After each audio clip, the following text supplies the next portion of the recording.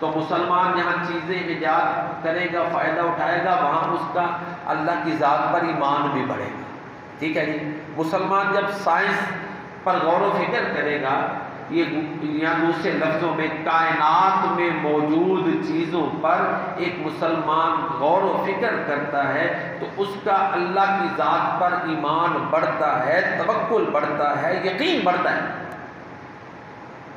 تو ابراہیم علیہ السلام نے ایک تو یہ طریقہ کار اپنایا جو آج کے دور میں آپ کو پتہ ہے کہ سائنس کے ذریعے سے تبلیغ بہت عام ہے، اور اس کے موجد ابراہیم علیہ السلام کہہ رہے ہیں جی۔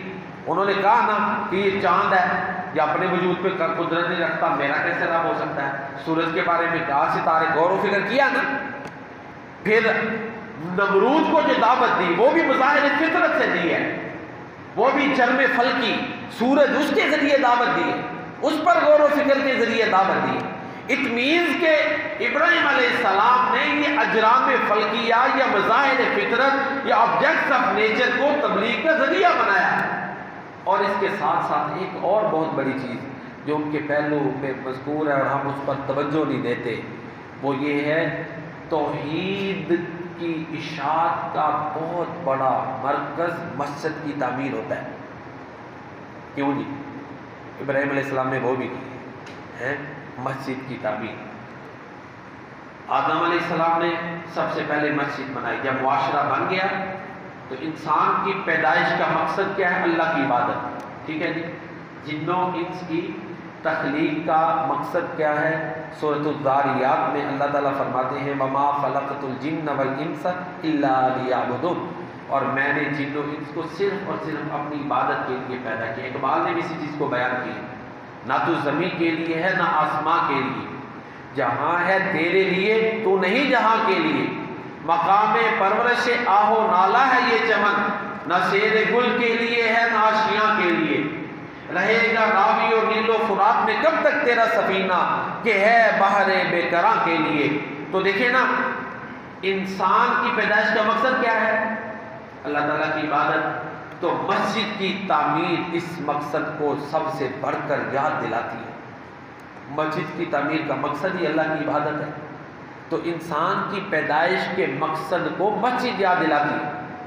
اور دیکھیں جب معاشرہ وجود میں آیا، آدم علیہ السلام نے مسجد، سب سے پہلی مسجد حرام، کچھ کہتے ہیں فرشتوں نے بنائی، تو بہرحال یہ تاریخی بات بن گئی نا۔ تو سوسائٹی کی، معاشرے کی، فرد کی اصلاح میں مسجد بنیادی کردار ادا کرتی ہے۔ وہ الگ بات ہے کہ آج مسجد اپنا مسجد نہیں، مسجد میں جو ممبر کے ورثاء ہیں، محراب و ممبر کے ورثاء، وہ یہ کردار ادا نہیں کر رہے۔ انہیں اصلاح کی ضرورت ہے، انہیں اتحاد کی دعوت کی ضرورت ہے، اصلاح کی ضرورت ہے، اصلاح کی دعوت کی ضرورت ہے، نہ کہ اپنے تھوڑے سے فائدے کے لیے مسلمانوں میں دراڑیں ڈال دیں۔ یہ بہت غلط ایک اپروچ ہے، اور یہ ضروری ہے کہ محراب و مسجد سے، ممبر سے یہ آواز آئے جس میں اتحاد ہو، اللہ کی وحدانیت کی دعوت ہو، اور پیارے نبی کریم صلی اللہ علیہ وسلم کی سنت کی اتباع کی دعوت ہو۔ یہ تین بنیادی دعوتیں ہیں جو ہر محراب اور ہر ممبر سے آنی چاہیے، ان پہ فوکس ہونا چاہیے۔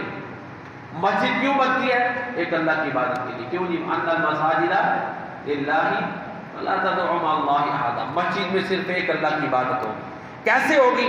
پیارے نبی کریم صلی اللہ علیہ وسلم کی سنت کے مطابق ہوگی۔ نئے نئے طریقے نہیں ایجاد کرنے، جو عبادات میرے نبی نے سکھائی ہیں، جیسے سکھائی ہیں وہ آپ کریں۔ مسجدوں میں مسنون عبادات، مسنون اذکار اور فرائض، ان کی ادائیگی ہو،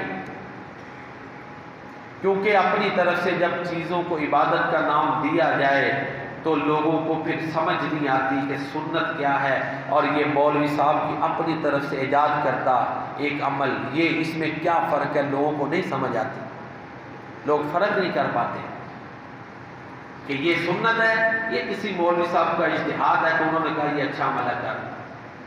فرق ہے، بڑے بڑے عمل آپ کو ایسے ملیں گے جو سنت نہیں، رائج ہے۔ تو مسجد کا یہ بنیادی کردار، اور مسجد میں جو ذمہ دار ہیں ان کا بنیادی کردار یہ ہے کہ ایک اللہ کی عبادت کی دعوت ہو، پیارے نبی کریم صلی اللہ علیہ وسلم کی سنت کے مطابق ہو، اور تو وحدانیت، اتحاد امت اس کی دعوت ہو۔ اب دیکھ لیں اس میں ہم کس حد تک کامیاب ہیں، اس میں بڑی بہتری کی ضرورت ہے۔ تو چنانچہ ابراہیم علیہ السلام نے مسجد حرام جو پہلے آدم علیہ السلام نے بنائی، پھر 40 سال، ظاہر ہے یہاں سے پتہ چلتا ہے کہ فلسطین میں آدم علیہ السلام کی اولاد سیٹل ہو گئی تھی، پھر مسجد اقصی 40 سال بعد بنی۔ مسجد کی اہمیت دیکھ لیں، پھر طوفان نوح میں یہ ظاہر ہے مسجد حرام، خانہ کعبہ یہ شہید کہہ رہے ہیں مسمار ہو گیا، پھر ابراہیم علیہ السلام نے دوبارہ بنایا ہے۔ تو یہاں سے پتہ چلتا ہے کہ مسجد کی تعمیر بھی توحید کی تبلیغ میں کتنا زیادہ اور بڑا کردار ادا کرتی ہے۔ تو ابراہیم علیہ السلام کی سیرت کا یہ بھی پہلو ہے کہ مسجد بنائی اور پھر اس کی خدمت خود کی، باپ بیٹے دونوں نے مستریوں کا، مزدوروں کا کام کیا، اینٹیں لگائیں، مزدوروں کا کام کیا نبیوں نے، اور پھر ساتھ دعائیں کی۔ اخلاص ہو، دعائیں کرے، اللہ قبول کرتے ہیں۔